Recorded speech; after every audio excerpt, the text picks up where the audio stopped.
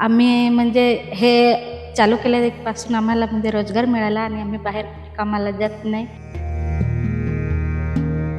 हे केल्यानंतर मुलं बाळं पण आम्ही घरी बघतो आणि हा आमचा रोजगार पण आता झालेला आहे.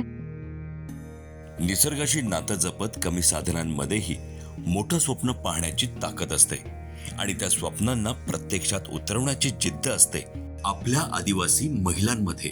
डहाणू तालुक्यातील समुद्र किनाऱ्यालगत वसलेलं बांधघर हे छोटंसं गाव आज मशरूम शेतीच्या माध्यमातून स्वावलंबनाची एक नवी ओळख निर्माण करतंय. या गावातील महिलांनी बचत गटाच्या माध्यमातून एकत्र येत मशरूम शेतीचा हा प्रकल्प सुरू केला. सुरुवातीला या महिलांनी कृषी विज्ञान केंद्र कोसबाड येथे त्याचं प्रशिक्षण घेतलं आणि त्यानंतर इतर महिलांनाही या उपक्रमात सामील करून घेत एक मजबूत गट तयार केला. हळूहळू अभ्यास, अनुभव आणि सातत्याच्या जोरावर आज हा 20 महिलांचा भूमी महिला शेतकरी गट यशस्वीरित्या ऑयस्टर मशरूमचे उत्पादन घेत आहे. डहाणू एकात्मिक आदिवासी विकास प्रकल्प कार्यालयाकडून न्यूक्लियस बजेट अर्थात NB योजनेअंतर्गत बचत गटातील प्रत्येक महिलेला 50,000 रुपयांचे अनुदान देण्यात आले आहे. नमस्कार, माझं नाव मंदा विलास चौधरी. मी भूमी शेतकरी गटाची अध्यक्ष आहे आणि आम्ही 20 बाया मिळून एक गट तयार केलेला आहे. पहिल्या बाया काहीच आमच्या पाड्यात म्हणजे कामधंदा नव्हता, तर मग आम्ही असं एक गट तयार केला आणि ते गटामार्फत म्हणजे बोलत होते काही जिकडे तिकडे म्हणजे असं अळंबीचं प्रशिक्षण देतात. मग आपण म्हटलं घेऊन बघू असं. तर आम्ही सगळ्या बाया मिळून एक ट्रेनिंग घेतलं कृषी विज्ञान केंद्र कोसबाड येथे आणि तिथे जाऊन घेतलं आणि मग तिथून आम्ही आलो आणि थोडं 1-2 किलो बियाणं आणलं आणि पहिल्यांदा आम्ही ते थोडंसंच भरलं. स्वतः ट्राय केली आणि स्वतःच बनवलं आणि स्वतःच घरी खाऊन बघितले. नंतर आमच्या ह्या वस्तूला मागणी झाली. नंतर आम्ही 10 किलो, 20 किलो, 15 किलो असे आम्ही आणायला सुरुवात केली. तसं करता करता मग आम्ही आता जास्त भरतो आणि मग नंतर आम्हाला असं करता जागा कमी पडायला लागली. पहिल्यांदा आम्ही छोटंसं असं शेतामध्ये तंबू असं उभारून केलेलं 2-3 वेळेस असं म्हणजे 2 वर्ष असंच तंबू उभारून आम्ही सुरुवात केली. नंतर आम्ही एक फॉर्म भरला डहाणू प्रकल्पामध्ये. तिथून आम्हाला ते मंजूर झाले आणि आता आम्ही हा शेड बनवलेला आहे आणि आता त्याच्यात भरलेले आहे.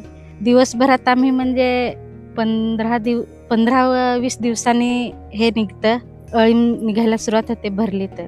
आम्ही म्हणजे हे चालू केल्यापासून आम्हाला म्हणजे रोजगार मिळाला आणि आम्ही बाहेर कामाला जात नाही आणि मग हे केल्यानंतर मुलं बाळं पण आम्ही घरी बघतो आणि हा आमचा रोजगार पण आता झालेला आहे. आणि बाहेर आम्हाला कुठं म्हणजे पहिले म्हणजे आम्ही उन्हाळ्यात तिकडे कामाला जायचो, काही घरी बसून कामधंदा नाही, घरीच राहायचो.